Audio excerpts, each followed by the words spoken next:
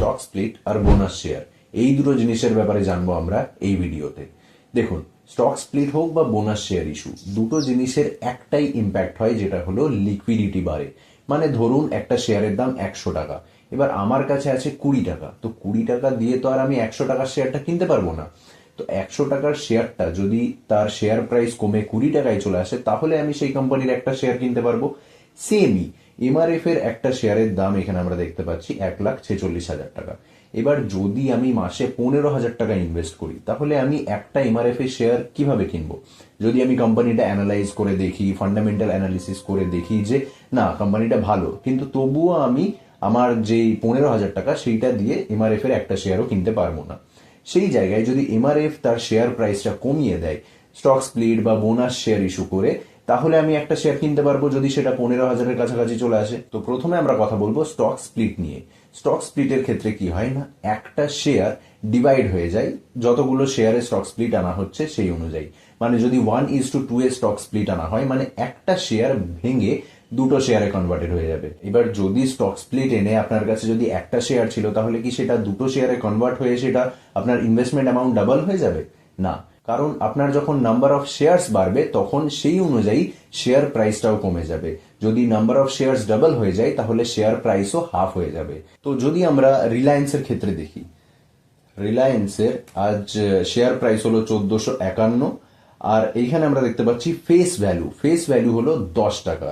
এবার number of equity shares আছে এখানে 1353 কোটি। রিলায়েন্স যদি এখন স্টক স্প্লিট নিয়ে আসে, 1:2 এ যদি স্টক স্প্লিট করা হয়, তাহলে এই নাম্বার অফ ইকুইটি শেয়ার্স এইটা কিন্তু ডাবল হয়ে যাবে। আর কি হবে, ফেস ভ্যালুটা তখন হাফ হয়ে যাবে। ফেস ভ্যালুটা তখন হয়ে যাবে 10 থেকে 5, আর শেয়ার প্রাইস যেটা আছে 1451, সেইটা 725-এর কাছাকাছি চলে যাবে। তো এইবার আমরা এক্সেলে গিয়ে একটা এক্সাম্পলের সাথে বুঝি। ধরুন স্টক স্প্লিট নিয়ে আসছে একটা কোম্পানি 1:5 এ।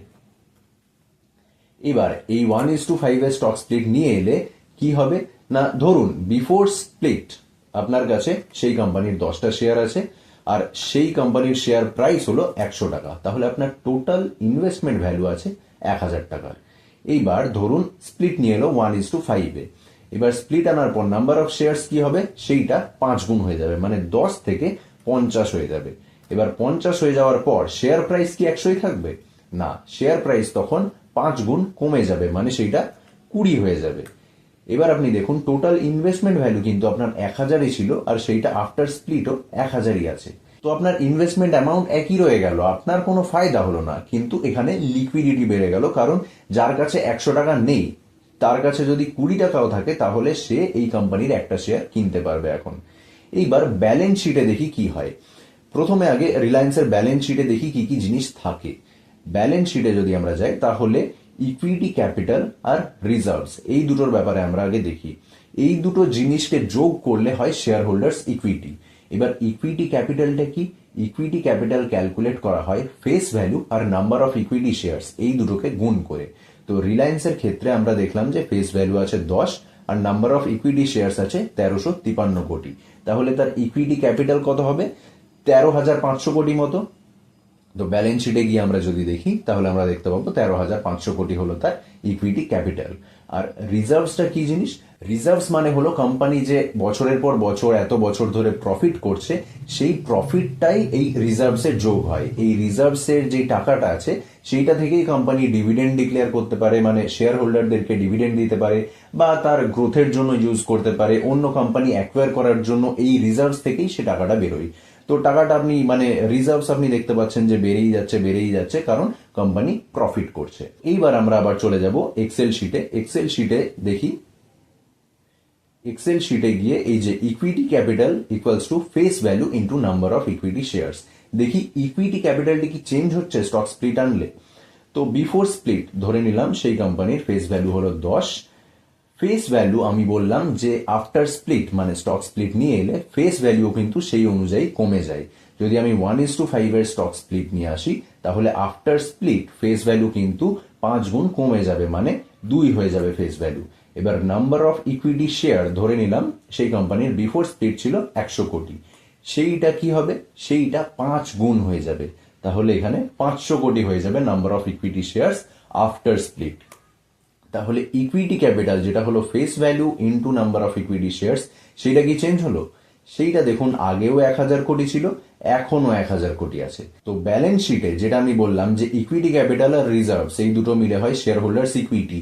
শেয়ার হোল্ডার্স ইকুইটি কিন্তু চেঞ্জ হবে না, কারণ বাইরের থেকে কোনো টাকা আসেনি। তো ইকুইটি ক্যাপিটাল আমি দেখছি 1,000 কোটি রয়ে গেল, আর রিজার্ভস সেইটাও ধরে নিলাম বিফোর স্প্লিট 5,000 কোটি ছিল, আর আফটার স্প্লিটও কোনো চেঞ্জ তো হলো না, কোনো টাকা এলোও না, কোনো টাকা গেলও না, তো রিজার্ভস সেমই রয়ে গেল, আর শেয়ার হোল্ডার্স ইকুইটিও সেমই রয়ে গেল 6,000 কোটি টাকা। এইবার দেখি বোনাস শেয়ার ইস্যু করলে সেটাতে কি হয়, স্টক স্প্লিটের থেকে সেইটা কিভাবে আলাদা। তো বোনাসের ক্ষেত্রে প্রথমে আমাদেরকে একটা জিনিস জানতে হবে যে বোনাসের ক্ষেত্রে যদি ধরুন একটা শেয়ার আপনার কাছে আছে, সেই জায়গায় আপনি দুটো শেয়ার ফ্রি পাচ্ছেন, সেইটাকে বলা হবে 2:1 এর বোনাস।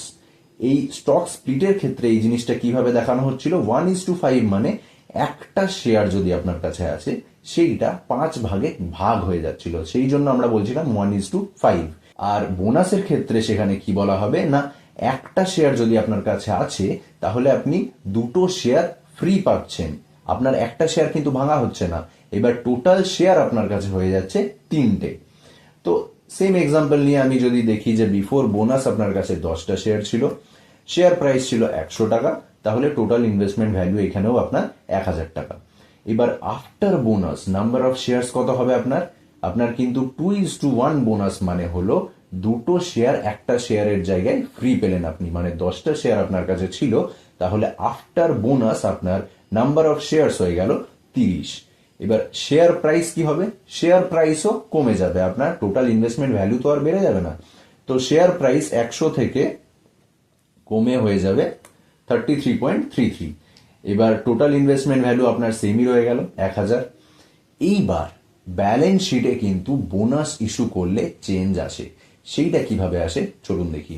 এই যে equity capital equals to face value into number of equity shares, তো বিফোর বোনাস যদি আমি দেখি ফেস ভ্যালু 10, আফটার বোনাসও কিন্তু এখানে ফেস ভ্যালু চেঞ্জ হয় না, স্প্লিটের ক্ষেত্রে ফেস ভ্যালু চেঞ্জ হয়, বোনাস আনলে ফেস ভ্যালুতে কোনো চেঞ্জ হয় না।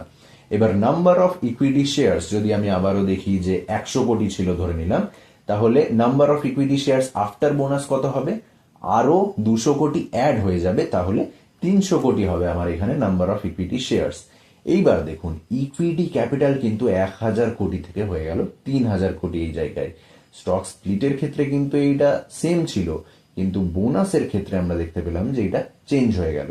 তাহলে এই 2,000 কোটি টাকা কোথার থেকে এলো, এটা তো আর আমি প্রফিট করলাম না কিছু, এইটা অ্যাডজাস্ট হয় রিজার্ভস এর থেকে।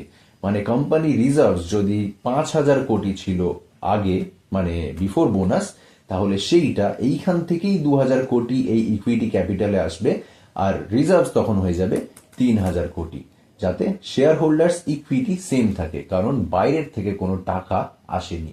তো যদি আমরা আবার রিলায়েন্সের ব্যালেন্স শিটে ফিরে যাই, রিলায়েন্সের ব্যালেন্স শিটে ফিরে গেলে আমরা দেখব যে মার্চ 2024-এ ইকুইটি ক্যাপিটাল ছিল 6,766 কোটি, কিন্তু 2025-এ সেটা ডাবল হয়ে গেছে, 13,532 কোটি হয়ে গেছে। সেইটা কেন, সেইটা আমরা দেখতে পাবো কর্পোরেট অ্যাকশনে।